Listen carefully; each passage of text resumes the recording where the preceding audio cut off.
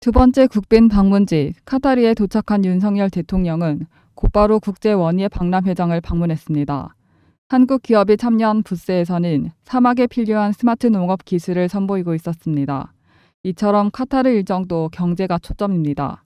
천연가스 매장량 세계 3위인 카타르는 최근 자원 기반 경제에서 벗어나 산업 분야를 확장하려 하고 있습니다. 윤 대통령은 현지 매체와의 인터뷰에서 카타르 국가 발전 과정에 한국이 기여할 수 있는 방안을 모색하고 싶다며 경제 협력 확대 의지를 밝혔습니다. 이에 앞서 사우디에서도 윤 대통령은 한국이 함께 성장할 수 있는 최적의 협력 파트너이자 친구임을 강조했습니다.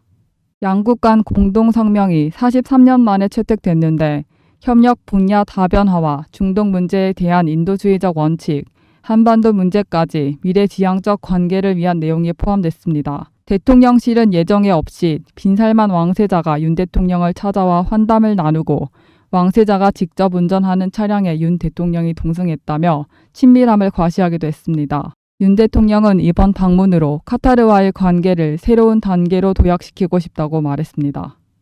이스라엘 전쟁 소식에 유가도 폭등하고 기름값도 오르고 그래서 걱정이 많이 되실 텐데요. 오늘은 28 전쟁의 배경과 이 전쟁이 우리나라의 경제에 어떤 영향을 미칠지 알려드리겠습니다. 28 전쟁은 팔레스타인이 자치정부인 하마스에서 이스라엘에 7,000여 발의 로켓포를 쏘는 것으로 시작되었습니다.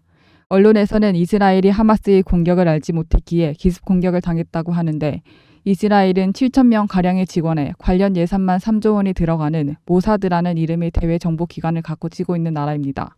우리나라 국정원 예산이 1조 정도이기 때문에 엄청나다는 걸 알 수 있는데요. 그렇다면 왜 이스라엘은 하마스의 공격을 알면서도 당해준 걸까요?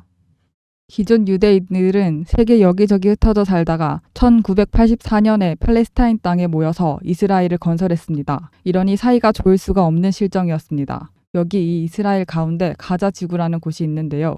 이곳에서 팔레스타인의 무장단체인 하마스가 지배하다가 무력 시위를 하게 된 것입니다. 여기서 이 전쟁이 우리랑 무슨 상관이야? 상관이 없는 거 아니야? 하고 생각하실지도 모릅니다. 하지만 유가 상승에 직격탄을 입혀 물가 상승을 부추길 수 있는데요. 이스라엘이 이란을 공격하면 호르무즈 해협을 막는다고 합니다. 한국의 67%의 원유, 37%의 가스가 이곳을 지나 우리나라로 들어옵니다. 만약 이곳을 막게 된다면 한국의 기름값은 상승하게 될 것입니다. 여기서 잠깐, 부자들은 뉴스만 보고 넘어가는 게 아니라 사회적 이슈가 있는 곳에 돈이 몰릴 수밖에 없다라는 기본 원칙을 알고 있습니다. 그래서 이 28 전쟁 뉴스를 보면서도 28 전쟁 관련주가 뭐가 있을까? 이렇게 자동적으로 생각을 하고 있을 텐데요. 그래서 제가 여러분들을 위해 준비했습니다. 저에게 구독이라고 문자 보내주신 분들께 이렇게 종목명 그리고 매수가를 얼마대에 매수해야 되는지 그리고 목표가는 어느 정도 달성하면 매도해야 되는지 그 부분을 무료 추천주로 문자로 보내드립니다. 뉴스를 투자 목적에 맞게 바라보게 하면서 수익 내는 연습을 시켜드리는 건데요.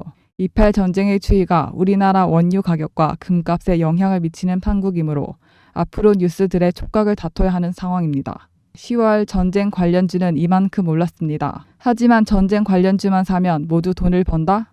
아무나 벌지는 못합니다. 상황이 어떻게 변할지 예측하기가 어렵기 때문인데요. 일례로 흥구석유는 휴전 소식이 뜨자마자 10분 만에 20%가 폭락하는 모습을 보여주었습니다. 그래서 여러분들께 수익 내는 연습을 시켜드리겠습니다. 010-8464-0106 여기로 구독 문자 보내주시면 전쟁 관련주 안전 수익 전략을 문자로 알려드립니다.